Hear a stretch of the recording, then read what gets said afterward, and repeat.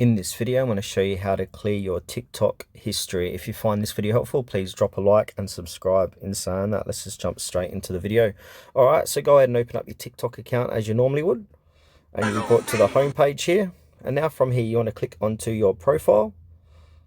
Once you're inside your profile, click on the three horizontal bars on the top right-hand corner of the page here. And then click into settings and privacy, the gear icon.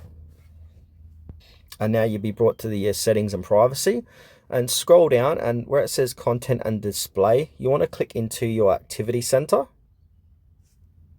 And now once we're here, if you want to delete any of your watch history, your comment history, search history, etc., just simply click onto it. So I'll demonstrate with search history. And now you can see the search history here. And from here, you want to click onto select. And you can select individual ones. Or you can scroll down and click on select all search history. So I'll go ahead and click on select all search history, and then click delete all, and then it will say delete all searches from the past 180 days.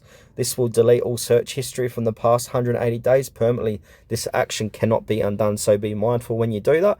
So go ahead and click on delete if you're happy with that. As you can see, my search history has been deleted, and you can do the same for watch history and comment history as well.